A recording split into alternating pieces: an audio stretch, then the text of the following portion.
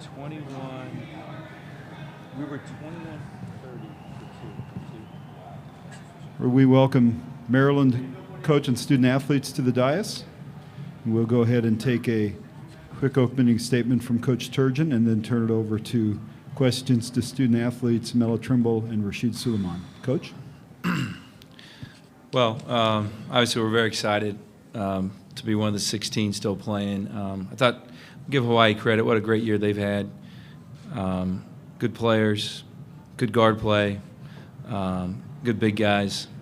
And I thought they got a little bit tired at the end, and we just were able to get out and run. But we weren't very good at the start. We were nervous, missed shots. When you make shots, you look good. We were getting open looks. That's what was important.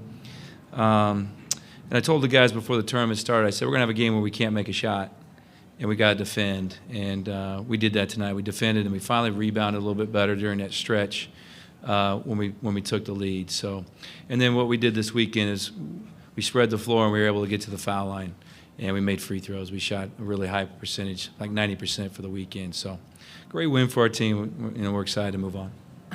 Reminder to direct questions to specific individuals, and let's open it up to questions for Melo Trimble and Rashid Suleiman.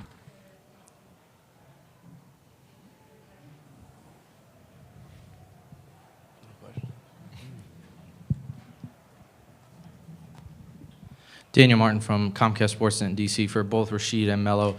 Can you kind of take us inside right before that run happened? It had been a defensive battle all the way up to that point. It seemed like you guys finally got out in transition and 17-2 run followed there. What was inside the huddle, the mood, and what do you think game-wise changed for that to happen? Rashid? We just told each other, we just had to relax. We had to stick to our defensive principles. Coach Turgeon and the coaching staff did a great job of scouting Hawaii, and I thought we were pretty good defensively, but we weren't finishing with rebounds, and at the same time we weren't getting out in transition. I think towards that second half we started to get steals, and that kind of opened things up. We started getting easy layups, easy shots, and Melo finally hit a three for us.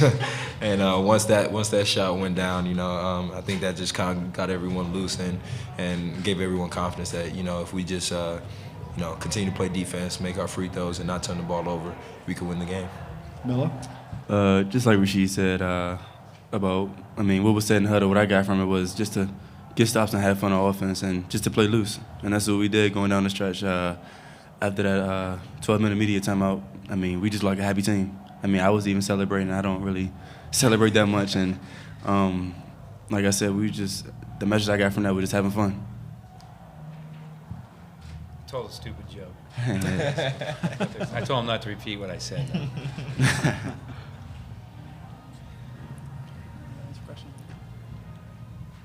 Melo, how frustrating was the three-point performance, and what was kind of going through your mind when you finally were able to hit one? It was frustrating. I airballed one. I'm always due for one. I'm a confident player, and my teammates believe in me. They want me to keep shooting. I'm pretty sure Coach Turgeon wants me to keep shooting too, but shoot good shots. And, when I made that three, I felt great. And that's just me just staying confident, just staying in the game, and, next play mentality.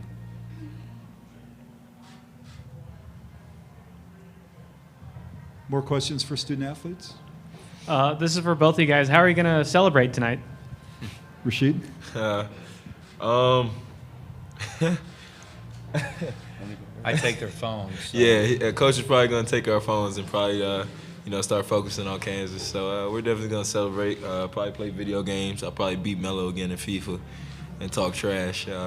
But, it's a good feeling. It's definitely going to be an enjoyable night. And But at the same time, we still have business to take care of, and we got a tough team coming up. So, we're not gonna get too crazy. Yeah. Melo? Just like Rashid said, I don't know about the FIFA part, but everything else he said was pretty on point, and we're gonna enjoy this one tonight. Can't really do too much. We got a flight tomorrow morning. We're just gonna, refocus and get ready for Kansas.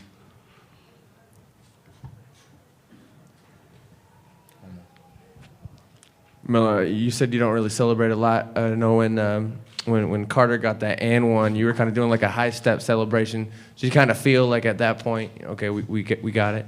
Yeah, I mean, Yeah, I felt that we had the game. I just felt that we was getting so many stops in a row. I didn't think they was gonna, make any more shots. So I mean, once Rob got the N1, like I said, I mean, I felt that we had the game, and everyone else on the bench was excited. So I just said, why not? Why not just show my true character and just have fun? I might have to give him some pointers on how to dance too. That was atrocious to watch.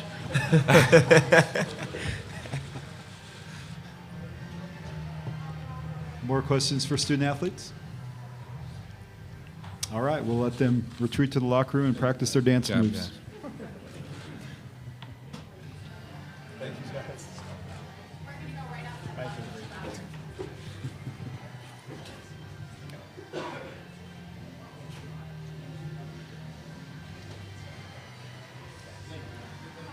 All right, questions for Coach Turgeon?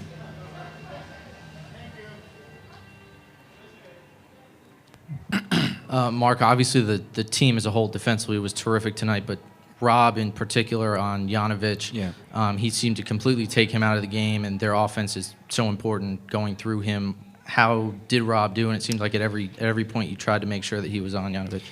Yeah, I think there's a lot of factors that come into play. One is ball screen defense, which is really hard to do, and I thought our ball screen defense was great. Rob did a great job ball screen defense and able to get back to a shooter, and he stayed down. He played smart defensively. And the last thing's transition, and for the most part we were good transition defense, and we played well there. I thought once we started to rebound the ball, and they still out-rebounded us, and it's been frustrating. Once we hit a stretch where we started to rebound, we got control of the game, but I was really proud of Rob. He's worked hard. We got on him about 4 weeks ago, that some things that we need to start doing, more important than shooting a bunch of jump shots. We need to work on this foot speed and trying to get his body right, and it paid off tonight. Mark, Josh Peter with USA Today. Can you talk about your team's development, where it was after the 15-1 start and where it is now? Yeah, it's such a long season. I think we got to 22-3, and we hit a lull where we weren't very good.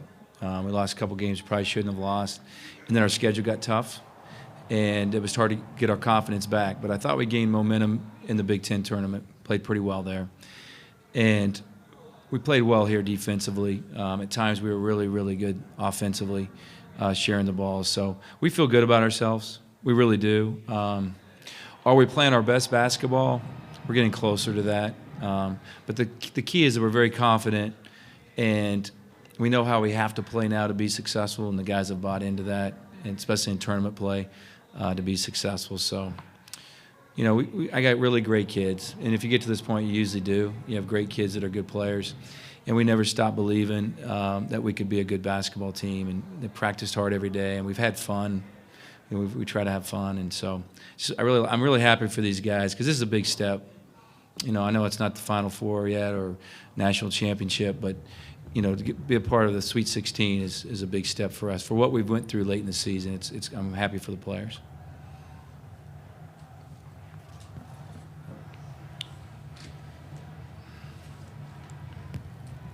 Lindsay Schnell, Sports Illustrated. Mark, how much has Diamond grown over this season? He's still a rookie. Yeah. And then how big was he in the first half when you guys Yeah. could get the ball inside to him? He pretty much had his way. Yeah. Diamond's grown a lot, especially on the defensive end. And I think he was mad at me because I didn't put him on 33. I don't want to say his name wrong, Yankovic, and put him on 25. And Diamond likes challenges. But he's playing better, he's playing smarter, not turning the ball over as much. But, yeah, there was a period there in the first half where he got us back in the game. It was 13-6, and all of a sudden it was 15-14, I think, our lead.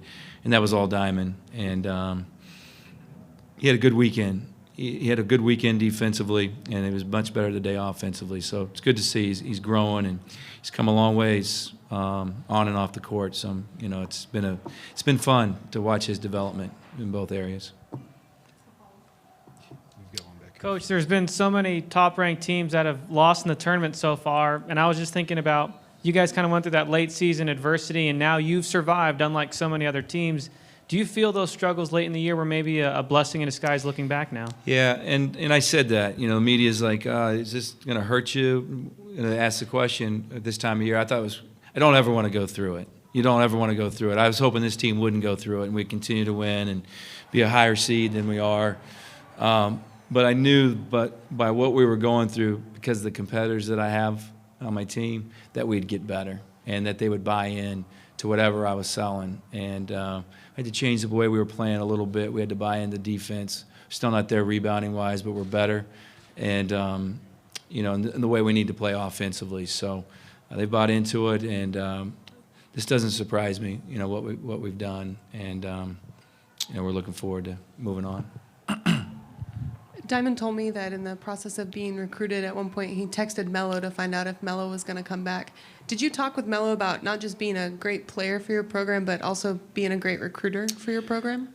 Yeah, well, I think Melo's he because he's a great player, he's able to do that. And most importantly, he stayed home. And that's the reason I took the Maryland job, is to keep the best players home. And so that should help us moving forward with that, which is real important. But no, they had those top guys have relationships, and Diamond wanted to be a part of this game, and he wants to be a part of the next weekend's game, and he knew he had a better chance with that, with Melo being on the team.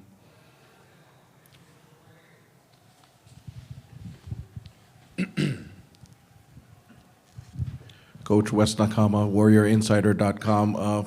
Hawaii's point guard, Rod Bobbitt, he's a key part, obviously, of their offense.